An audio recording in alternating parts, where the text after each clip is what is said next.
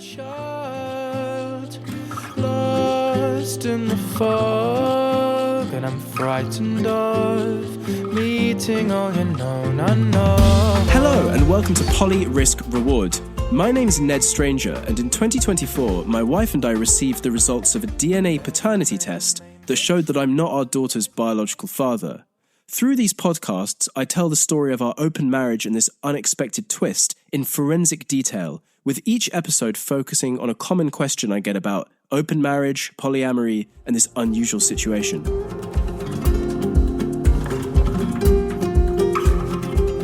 So a couple of weeks ago, I did something for the first time, something crazy. And this was to post on Reddit. So I don't normally post on Reddit, but I went on the Ask Me Anything thread and wrote about this interesting situation with our open marriage and our daughter and this genetics DNA test thing. Partly this was a bit of a fishing experiment because I was looking to collect questions for the 2026 season of Poly Risk Reward and starting to plan. But also I kind of wanted to gauge how interested people were in the situation, and I was just kind of in the mood where I was doing new things for the first time. So in that week, I also went for my first cold dip in the Danube in winter, and also conducted my first face-to-face interview for this podcast. So it was the season to try new things. I was not disappointed. 300,000 people viewed the post, and I had hundreds of really interesting questions and comments from people. So apart from anything, it was a validation that this podcast isn't a total waste of time and people are interested in it. But more than that, it was also an exercise in emotional resilience, because not only did I get some great questions, I also got a fair amount of what I would call emotional abuse for my position in this situation. I mean, I also had really nice positive comments as well and support, but I did notice that the more positive and, dare I say it, feminist a post was, the more downvotes it got on Reddit. So it was quite an interesting experiment. What I wanted to do today, as a bit of a throw forward to the next season of this podcast, if you will, is read some of the most interesting questions and talk a little bit about my answers, and these will form the basis for more detailed future episodes. But first, I want to share some of the abuse I got, because I thought some of it was quite revealing about how people think about this topic. Most common was the idea that I should somehow feel ashamed of myself or embarrassed about the situation. Beyond the Cosmic wrote, "The world we live in, lol. I'm glad you're raising your housemate's child. Perfect cuckold. I don't get it. Do you get off on humiliation or what? Where is your pride, anger, and shame? Assuming all of this is even real, of course. Are you telling me that you did not feel any disappointment and betrayal when you found out that your child isn't yours? Sounds like your wife was raw dogging other people while you were trying for a kid. Wild, LMAO. I laughed my ass off, for those of you who don't know. This was a theme that kind of ran through actually a lot. So first of all, I read the phrase raw dogging a lot more than I expected. So rather than feeling shame, I responded that I'm actually super proud of how I'm being a loving, caring, and present father to her without reducing her identity to her genetics or her skin colour, and basically went on that theme. And on this point, I had a number of people who seemed determined just to call me a cuckold, even though I have explicitly said from the start that I knew about the relationship because we're in an open relationship, so everything is out in the open. So Cowboy42 wrote, "Lol, I'd be so gone, and my husband left me while I was pregnant and miscarried his baby. Sorry, but you're a cuck." Chateau wrote, "I thought the cuck Redditor archetype was just a joke, but apparently it's not. I hope his wife's boyfriend at least got him a Nintendo Switch too." To which I replied, "Man, I wish should have thought of that before." And probably most brutal was Kratos Gao _24, who wrote, "Didn't know there were so many cucks, no offense. Can't wait to meet someone's beloved wife and impregnate her like a cum dumpster, then not have to worry about the child. This is the lottery for the other guy." More common, though, was this idea that either I had been lied to and they were determined to tell me this, or that this was really unfair on our daughter because we brought her into this world under unfair pretenses. So, for example, Wonderful Support 57 wrote, "I really hope this is fake and just someone's weird cuck fantasy, because if not, there's a kid out there who is going to have one very fucked up upbringing." So quite a lot of quite offensive stuff. And I realized I have a thicker skin than I thought, because a lot of these comments kind of bounced off me, and I realized that there was a lot of misunderstanding about how polyamory and open relationships can work in a very healthy, honest way. They don't necessarily involve people lying or cheating on one another. So that was positive, at least. Now, among all the raw dogging and cuckold references, there were actually a lot of very thoughtful questions, and several of these did relate to how we're going to communicate with our daughter as she grows older. People wanted to know whether we would tell our daughter about the situation, or whether the biological father would have involvement, or specifically how we would communicate with her about race and identity as the daughter of two white parents when she herself isn't completely white. So my general response to these questions, and they sparked some quite interesting debates further down in the threads, was that we are going to tell her about her biological paternity as early as possible. So we're going to start communicating with her as soon as she's able to understand anything, and gradually make it more complex as she's older and she can understand the more complicated concepts and she starts asking questions. And at no point try to hide anything from her. So complete transparency, all the while emphasizing that she's completely loved. She has two parents that care about her and would do anything for her. And the situation in no way changes that. It's just she has a biological father that isn't me. And on this front, we're going to be borrowing a lot from the analogous situation of adoptive parents. And there's a lot of literature and advice on this. Generally, what they say is you should communicate openly and with empathy. You should remember that your child will sometimes be lost and confused about it. You don't want to force them to be okay with it. You do need to be patient, but also, treat them with respect and trust them to take the information and process it the right way, and just be very present and ready to answer questions. So that was a really interesting group of questions that I got on the thread. And there will be several episodes on that later down the line when we come to that point in the story.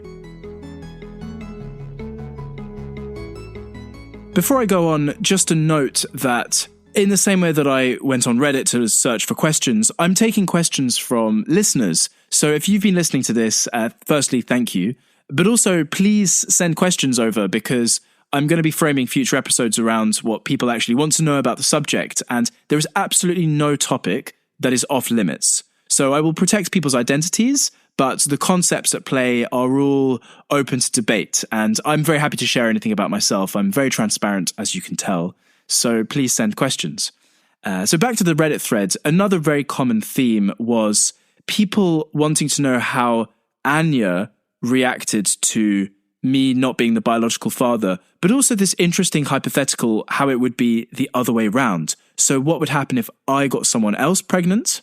And people wanted to know whether Anya would be okay with this. So this came up a few times. In essence, the main point is that in our current situation, we sort of retain some element of control over parenthood within the family unit. So as the birth mother, Anya would give birth to the child, and we could raise the child as the parents and involve the biological father if necessary, but it doesn't have to disrupt our marriage unless I feel, jealousy or anger or pride about it, which I don't, which is why this whole podcast exists. Now, the other way around would be a lot more complicated, because we as a couple wouldn't be able to retain the same control. The birth mother would be in a different household, and in looking to preserve our marriage, I would effectively be pulled between two different households, assuming the biological mother wanted me involved as the biological father.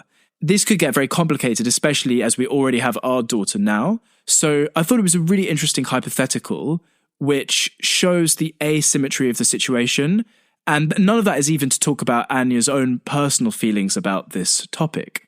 But on that front, I can announce very excitingly that one of the episodes early in 2026 will involve her actually coming onto the show and answering some of these questions for herself. So that's just a little bit of a teaser for that. And if you want to hear that, please remember to subscribe.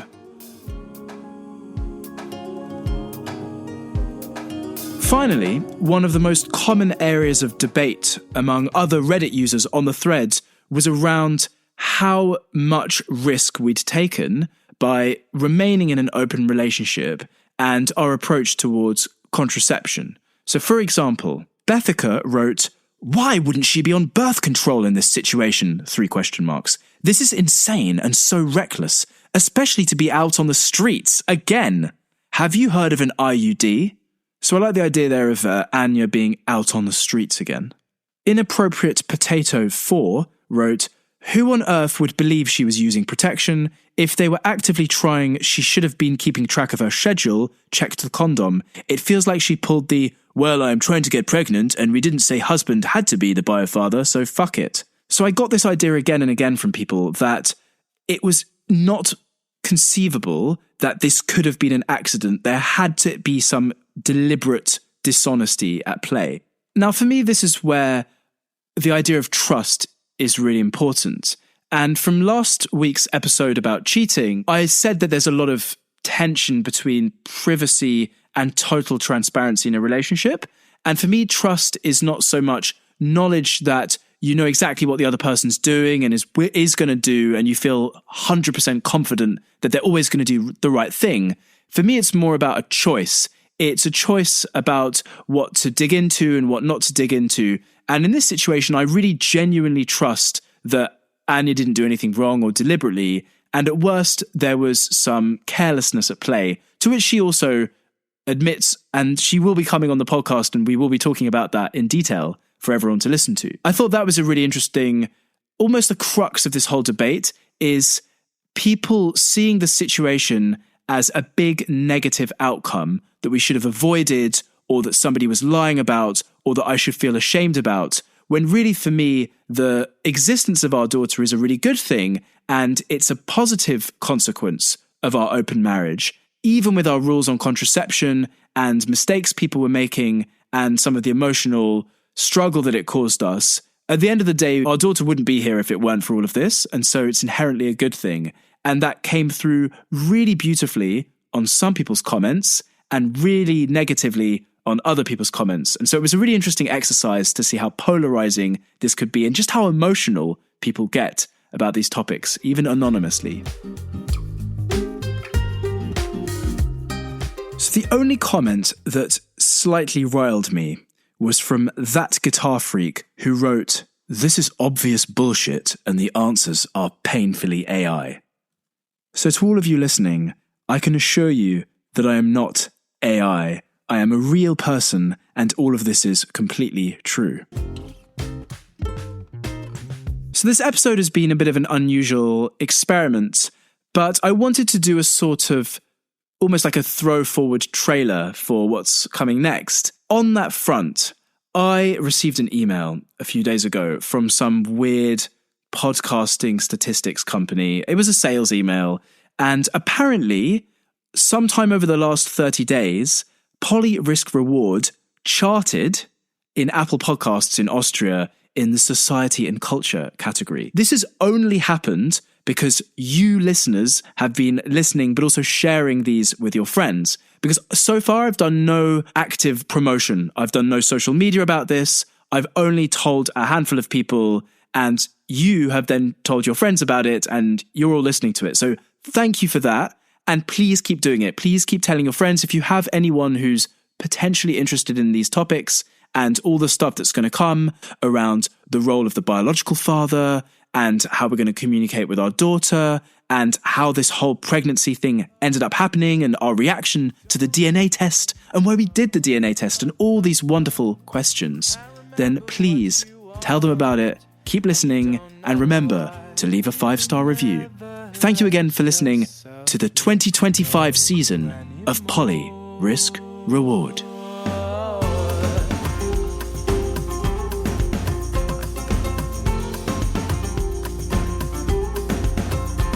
You're not growing up, you're just growing old, waiting for the fight to unfold.